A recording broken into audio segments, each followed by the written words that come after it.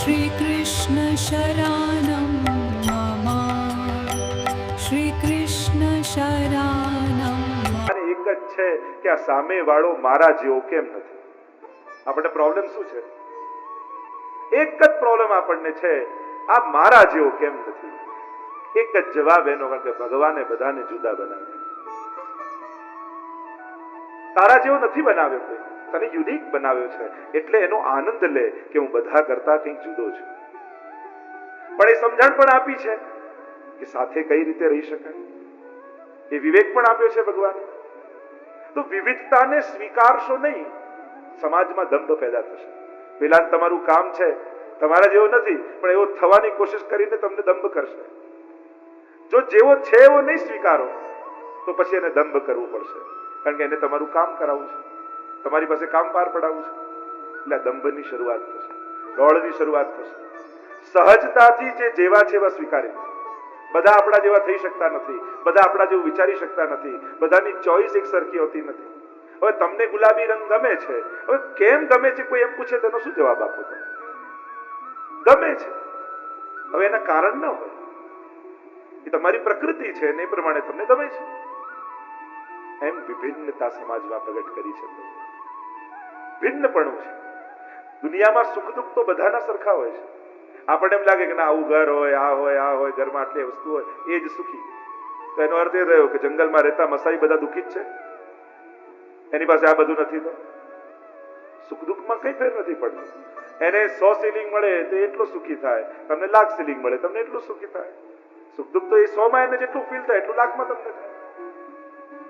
અને જેની પાસે જેટલું વધારે એટલી ઇન્સિક્યોરિટી એની વધારે. જેમ તમારા કામવાળાને ગામમાં જવું હોય, તમને કે 1000 સિલિંગ તો મારે જોઈશે, મારે ગામ જવું છે. પોતાનું શહેર છોડીને બીજે ગામ જઈને 1000માં સેફટી લાગે. અને તમારે જવું હોય તો અરે 50,000 સિલિંગ ખિસ્સામાં ન હોય તો નીકળાય કેમ કરે? તો વિચાર કરો, વધારે સુખી કોણ, ધનિક કોણ, સિક્યોર કોણ? પેલો 1000માં સેફ છે અને તમે 50,000માં પણ સેફ પોતાને ફીલ નથી કરતા.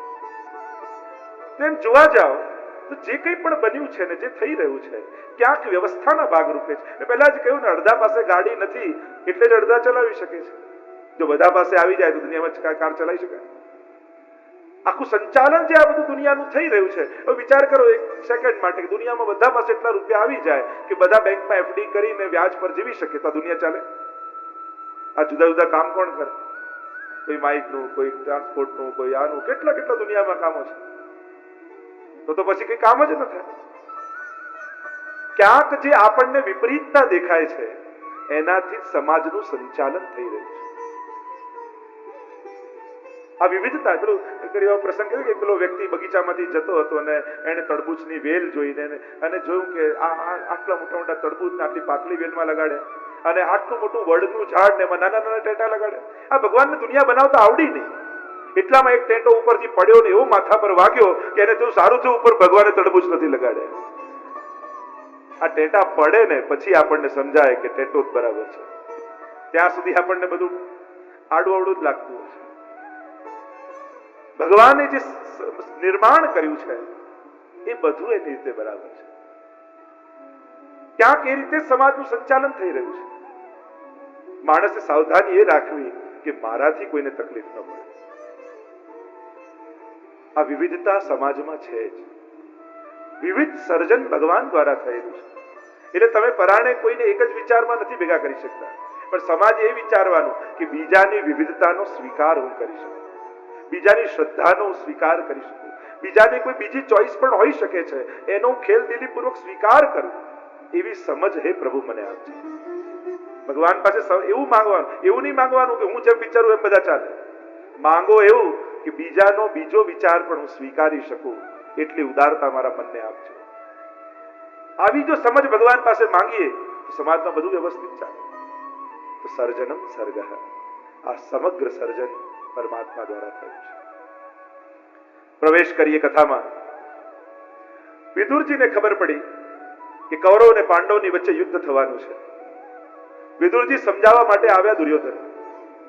તો દુર્યોધન ધૃતરાષ્ટ્રની મનમાં રહેલું પાપ અને મોહ દુર્યોધન રૂપે પુત્ર બનીને સામે આવ્યો છે. જો ઘણીવાર આપણી વૃત્તિઓ આપણી સંતતિ રૂપે બહાર આવતી હોય છે. પ્રગટ થતી હોય છે. ત્યારે આપણને એમ લાગે આપણો મનમાં દબાયેલો વિચાર આપણી સંતતિમાં પ્રગટ રૂપે દેખાઈ રહ્યો છે.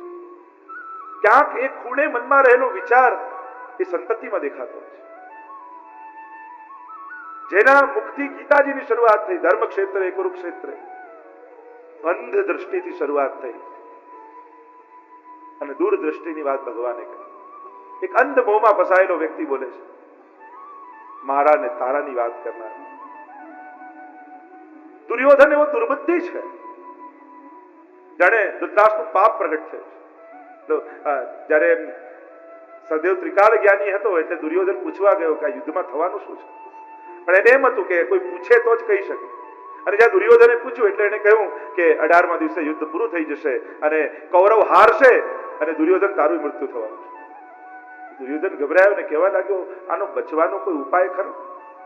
ત્યારે એને કહ્યું કે કોઈ પુણ્યશાળી આત્મા તારી જોડે ઊભું રહે, તને સાથ આપે, તને આશીર્વાદ આપે તો તું બચી શકે. તો કે એવું પુણ્યશાળી છે કોણ? તો કે ભીષ્મજી. જો ભીષ્મજી તને આશીર્વાદ આપે અને તારી સાથે રહે તો તું બચી શકે. તો કે ભીષ્મજી મારી મદદમાં ક્યારે આવે, કઈ રીતે આવે? કે કોઈ એમની બુદ્ધિ બગડે તો એ તને સાથ આપે. તો કે એમની બુદ્ધિ બગડે કઈ રીતે? તો કે કોઈ દુષ્ટનું એઠું ખાય, કોઈ પાપીનું એઠું એ ખાઈ લે તો એની બુદ્ધિ બગડે. તો આવું પાપી છે કોણ? તો સદેવે કહ્યું, દુર્યોધન તું પોતે. બધાને મારી તારે જીવવું છે? તારા જેવો બીજો દુષ્ટ કોણ હોય? અપમાન કર્યું વિદુરજી. અને જે ઘરમાં ભક્તનું, ભગવદીનું, સંતનું અપમાન થાય એ ઘરમાંથી યશ, કીર્તિ, શ્રી, વૈભવ બધું જ જતું રહે. અને એટલા માટે આપણા ઘરમાં બને તો કોઈ સજ્જન વ્યક્તિનું, કોઈ સંત વ્યક્તિનું, કોઈ વૈષ્ણવનું અપમાન ન થવા દે. આપણા ઘરમાં જયારે કોઈ વ્યક્તિ આવ્યો હોય, हमारे ત્યાં તો આચાર્યો કહે, ઉનકે મન કી વો જાને, મેરે મન જગદીશ. એ કોઈ પણ ભાવે આવ્યો હોય, પણ આપણે તો એમ માનવાનું આપણો વૈષ્ણવ ના હૃદયમાં બિરાજીને ઠાકોરજી મારા ઘરે પધાર્યા છે એવો ભાવ રાખો. મહેમાનને આપણે ત્યાં ભગવાન રૂપે કહ્યું છે. આદર આપ. વિદુરજીનું અપમાન થયું. ઘરમાં જે વ્યક્તિ ભક્તિ કરતો હોય ને, સેવા કરતો હોય, બને તેનું અપમાન ન થવા દેતા. જો એનું અપમાન થયું તો લક્ષ્મીજી રિસાઈને ઘરમાંથી નીકળી જશે. કારણ કે લક્ષ્મીજી પણ ભક્તોનું માન રાખે છે. જ્યારે લક્ષ્મીજી પરણીને આવ્યા ને ત્યારે લક્ષ્મીજીએ ભગવાનને પૂછ્યું કે આપને ત્યાં મોટું કોણ, કે મને ખબર પડે કે લાજ કોની કાઢવી. ત્યારે ભગવાને કહ્યું, મારા કરતા મોટા તો મારા ભક્તો છે. અને ત્યારે લક્ષ્મીજી ભક્તોની લાજ કાઢી. ભક્તોને લક્ષ્મીજી પોતાના કરતા શ્રેષ્ઠ ગણે છે, એમને આદર આપે છે. વિદુરજીનું અપમાન થયું. વિદુરજી મહેલ છોડી કુટિયા બાંધીને રહેવા લાગ્યા. અને જ્યારે પ્રભુને થયું કે આ ભાઈઓ ભાઈઓ ન લડે, ઘણા લોકો એમ કે ભગવાને યુદ્ધ કરાવ્યું. ભગવાને તો છેલ્લી ઘડી સુધી કોશિશ કરી છે કે યુદ્ધ થતું બચી જાય, પ્રયાસ કર્યા છે. ભગવાન પોતે દૂત બની અને દુર્યોધનને સમજાવવા માટે આવે છે હસ્તિનાપુર. સમાચાર મળ્યા સમસ્ત નગરવાસીઓને કે ભગવાન દ્વારિકાધીશ પધારી રહ્યા છે. સ્વાગત કરવા માટે બધાય પહોંચી ગયા. અને વિદુરજી અને સુલભાજી પણ દૂર વૃક્ષની પાછળ ઉભા ઉભા ભગવત દર્શન કરી રહ્યા છે. પ્રભુ બધાની સામે હસતા જાય, નમસ્કાર કરતા જાય. અને ત્યાં વિદુરજીની દ્રષ્ટિ પ્રભુ તરફ. સુલભાજીએ કહ્યું, પ્રભુ આપણી સામે જોઈને સ્મિત કરે તો કેવો આનંદ આવે. અને એટલામાં પ્રભુની દ્રષ્ટિ પડી. અરે કાકાજી નમસ્કાર. અરે સુલભાજી પ્રસન્ન થઈ ગયા. લાગે છે કે આપણો મનોરથ પૂરો કરવા ઠાકોરજી પધાર્યા છે. અરે સાંભળો, મારા મનમાં તો બીજો મનોરથ આવ્યો. ઠાકોરજી આજે રાજભોગ આપણા ઘરે આરોગે તો કેવો આનંદ આવે. વિદુરજી કહે, અરે તું પાગલ થઈ ગઈ છો? ત્યાં દુર્યોધને 56 ભોગ સિદ્ધ કરી રાખ્યા છે. આપણા ઘરે કોઈ પધારતા હશે એ તો સમજૂતી કરવા માટે પધાર્યા છે, રાજદૂત બનીને આવ્યા છે. પધાર્યા દુર્યોધનને ત્યાં. સમજાવવા લાગ્યા, દુર્યોધન 5 ગામ આપી દે પાંડવોને. હું પાંડવોને સમજાવી દઈશ, યુદ્ધ ટળી જશે અને આટલો વિનાશ બચી જશે.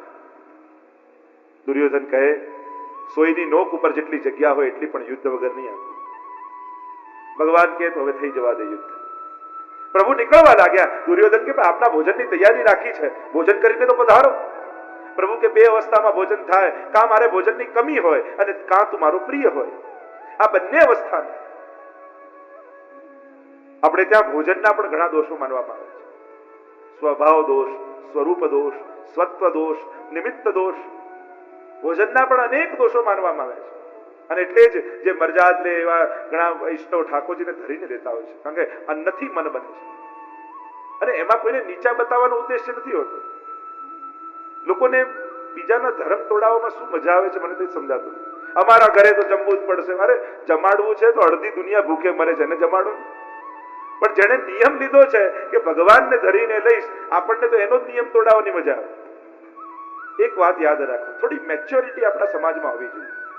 અને મેચ્યોરિટી કઈ વાતની કે જે ધર્મમાં ઊંડા ઉતરી અને ધાર્મિક જીવન જીવવા માંગે છે એનો વિરોધ કરવા કરતા એને સહાયક બની જાય. આ જો બહુ કઠિન છે, આ કઈ સહેલું છે? બધે કહી લો તો સહેલું છે, પણ જેને નિયમ લીધો છે એના ઠાકોરજીને ધરીને લઈ, કેટલી અઘરી વાત છે, કેટલું મોટું તપ છે, કેટલું કઠણ મન કરવું પડે ત્યારે આ બધું થાય. તો જે ધર્મ કરવા ઈચ્છતો હોય આપણને એનો ધર્મ તોડાવીને શું આનંદ આવે? જમાડવા જ છે. ઘણા ભૂખ્યા લોકો દુનિયામાં છે, પણ એને જમાડવામાં આપણને જરા ઇન્ટરેસ્ટ નથી. આપણને તો એનો જ નિયમ તોડાવવો છે જેને નિયમ લીધો છે. સમાજમાં એટલી મેચ્યોરિટી હવે હોવી જોઈએ. ભણેલો ગણેલો સમાજ આટલું ન સમજી શકે કે જે ભગવાનનો થઈને જીવા માંગે છે અને આટલું કઠિન તપ જે કરી રહ્યો છે એને તો આપણે સામેથી કહેવું જોઈએ, અમારે ત્યાં ભલે પ્રસંગ છે પણ અમારા લૌકિક પ્રસંગ માટે તમારું આ ધર્મ તોડતા નહીં. તમારો જે નિયમ છે એ પાળજો. તમે કોઈ એવી સગવડ તમને કરી આપીએ, પણ અમારા પાછળ તમારો આવો સુંદર નિયમ તોડતા નહીં. જે ધર્મ સંકલ્પિત થઈને કરતું હોય એનું સન્માન થવું જોઈએ સમાજમાં. આપણે એને નેગેટિવ દ્રષ્ટિથી જોઈએ છે કે અમે કઈ ખરાબ છીએ, અમે કઈ નીચા છીએ, અમારા ઘેર ખાતા નથી, અમારે ના. તો આ કોઈને નીચા બતાવવા કે ખરાબ બતાવવા નથી હોતું. આ એક દરેક ધર્મમાં જ્યારે તમે આગળ વધો ત્યારે એક કોશિશ કરવામાં આવે કે તમારું સમગ્ર જીવન ભગવાન પ્રત્યે કેન્દ્રિત બની જાય. તમારું ખાન પાન, બહાર જવું, આ બધું ભગવાન કેન્દ્રમાં બની જાય. અને જે આ રીતે જીવતા હોય એનું સન્માન થવું જોઈએ, એના માટે સમાજમાં આદર થવો જોઈએ. અને એનાથી ઊંધું આપણે કરીએ છીએ. આટલા ભણેલા ગણેલા લોકો પણ આપણે એટલું સમજી શકતા નથી કે જે ધર્મ કરે એને સગવડતાઓ કરો, એને અનુકૂળતાઓ કરો. કારણ કે ક્યારેક કોની આગળ આંગળી ચીધીને બતાવશો કે જો બેટા આને વૈષ્ણવ કહેવાય, જો બેટા આને ભક્ત કહેવાય, એવું કોઈ આઈડિયલ સમાજમાં જોઈશે કે નહીં? બધાને ધર્મ છોડાવી દેશો તો આઈડિયલો જ ખતમ થઈ જશે, આદર્શ લોકો સમાજમાં નહીં રહે. તો બાળકોને બતાવવા હશે કે એક આઈડિયલ વૈષ્ણવ યા આઈડિયલ એક ભક્ત કેવો હોય, એ કોની આગળ આંગળી ચીધશો? અને એટલા માટે એટલી મેચ્યોરિટી આપણા સમાજમાં જરૂર રાખો કે કોઈ પોતાનો નિયમ પાળે છે, કોઈ પોતાનો ધર્મ પાળે છે તો એને કેવલ પોતાના વ્યવહાર સાચવવા માટે એનો ધર્મ છોડાવતા. જો આટલી મેચ્યોરિટી કથા સાંભળીને પણ આવી જાય સમાજમાં તો બહુ મોટું કામ થશે. કોઈને ત્યાં સત્સંગ હોય, મનોરથ હોય, ભજન હોય, બને તો ભગવાન નિમિત્તે જેના ઘરે ગયા હો એને ત્યાં જઈને લૌકિક વ્યવહારની અપેક્ષા નહીં રાખવી. જો આના ઘરે ભજનમાં ગયા, આપણને તો બેસવાનું ન કહ્યું, ચાનું ના પૂછ્યું, નાસ્તો ના આપ્યો, હવે ગયા તા ભગવાન માટે કે નાસ્તો ખાવા ગયા? ભગવાન નિમિત્તે તમે કથામાં આવો, મંદિરમાં જાઓ, સત્સંગમાં કોઈના ઘરે જાઓ, એટલી મેચ્યોરિટી સમાજમાં જોઈએ. ભગવાન નિમિત્તે ગયા હો તો લૌકિક વ્યવહારની આશા નહીં રાખવા. કારણ કે પેલો જેણે ભજન લખાવ્યા હોય એ તો બધાને સાચવવામાંથી ઊંચો ના આવે, એનાથી તો એકે ભજન ન થાય. જેણે પાઠ રખાવ્યા હોય એ તો એકે પાઠ ન કરી શકે. કારણ કે આવો બેન, આવો ભાઈ, આ બેસો નહીં, એ તો એમાંથી બહાર ના આવે. થોડુંક મેચ્યોર સમાજ થાય, સમજે તો ખરા આપણે ભગવાન માટે ભેગા થવાનું છે. એટલે જ્યાં જગ્યા મળે ગોઠવાઈ જવાનું હોય. સત્સંગમાં કઈ સન્માનની અપેક્ષા ન હોય, જ્યાં ખૂણો મળે ગોઠવાઈને પ્રભુનું નામ લેવા લાગવાનું. આટલી મેચ્યોરિટી તો હોવી જોઈએ સમાજમાં. તો હવે આપણે આ બધું સમજવાનું અને અનુકૂળ થવાનું. જેને પાઠ રખાવ્યા હોય, ભજન લખાવ્યા હોય, એ તો બિચારો ટેન્શનમાં જ ફરતો હોય, ક્યાંક કોઈને ખોટું ના લાગી જાય. લોકોની સમજ કેવી હોય છે? અલૌકિક સ્થાનોમાં, ભગવત સ્થાનોમાં જ્યારે પણ જાઓ, સત્સંગમાં જ્યારે પણ જાઓ, ક્યારેય પણ લૌકિક વ્યવહારની અપેક્ષા રાખતા નહીં. નહીં તો તમારું બગાડશો અને જેના ઘરે ગયા છો એનું બગાડી નાખશો. બંનેનું અલૌકિક બગડશે ને લૌકિકતા પ્રગટ થઈ જશે. અહીંયા પ્રભુ પધાર્યા અને કહેવા લાગે દુર્યોધનને, મારું ભોજન તો તૈયાર છે. અને રથની લગામ ખેંચાઈને પ્રભુનો રથ વિદુરજીને ત્યાં ગયા. વિદુરજી પ્રભુના નામની માળા ફેરવી રહ્યા છે. સુલભાજી સ્નાન કરવા પધાર્યા છે એટલામાં દરવાજો ખટખટ્યો. વિચાર કરો, તમે સવારે સવારે માળા કરવા બેઠા હો, ડોરબેલ વાગે, દરવાજો ખોલો અને સામે ઠાકોરજી ઉભા હોય તો કેવું લાગે?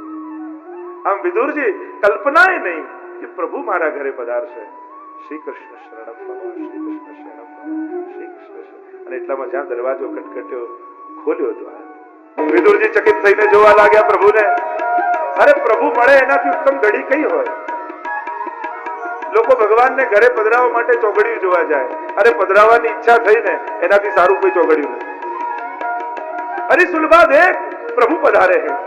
જેવી અવસ્થામાં હતા સુલભાજી દોડીને આવ્યા, સિંહાસન પર વસ્ત્ર બિછાવ્યું, ઠાકોરજીને પધરાવ્યા અને બંને બસ ટગર ટગર પ્રભુની સામે આમ જોયા કરે. ખરેખર ઠાકોરજી પધાર્યા. આંખોને વિશ્વાસ થતો નથી કે દ્વારિકાધીશ પ્રભુ અમારા ઘરે, અમારી કુટિયામાં.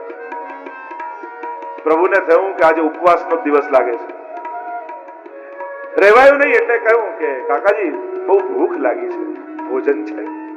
સુલભાજી તો પ્રસન્ન થઈ ગયા, પ્રભુ આજ તો મારો મનોરથ હતો. અરે સાચો મનોરથ તો એ જ કહેવાય, અમે કરીએ નહીં, આપ માંગો ને ધરીએ ત્યારે અમારો મનોરથ સફળ થયો. અને પ્રભુ સીધા નથી કહેતા, ક્યારેક કોઈ સંત દ્વારા, ગુરુ દ્વારા, વૈષ્ણવ દ્વારા, વ્યક્તિ દ્વારા ક્યાંક કોઈના મોઢાની જીભ પર બેસી અને ભગવાન બોલાવડાવે. સમજ આપણી હોવી જોઈએ કે આપણને સમજાય હમણાં આ વ્યક્તિ નથી બોલ્યો, આના મુખમાં બેસીને ભગવાન બોલે છે. ઠાકોરજી આજ્ઞા કરી છે, ચાલ બ્રજમાં, ચાલ મનોરથમાં, ભગવત નામ લે, પાઠ કર, સેવા કર. અને એ સમય મનમાં ક્લિક થવી જોઈએ, હમણાં આ નથી બોલ્યા, આના હૃદયમાં બિરાજીને ભગવાને મને કર્યું. એ સમજ આપણી અંદર આવી. દોડતા ગયા ને કથા છે ને, કેળા લઈને આવ્યા ને છાલ છોલે કેળું ફેંકે ઠાકોરજી ના. ઠાકોરજીને યાદ આવે કે આ ભગવદ ગીતામાં મારે કહેવાનું જ છે, પત્રમ પુષ્પમ ફલમ તોયમ યો મે ભક્ત્યા પ્રયચ્છતિ તદહમ ભક્તિ રૂતમ અસ્નામી પ્રયતાત્મનઃ. જે મને દર્શે હું આરોગીશ. પ્રભુ છાલ આરોગવાના. અરે વિદુરજીએ જોયું, અરે આમ કરાય, લાવ તને બતાવું કઈ રીતે ભોગ ધરાય. અને ખૂબ બુદ્ધિપૂર્વક સુંદર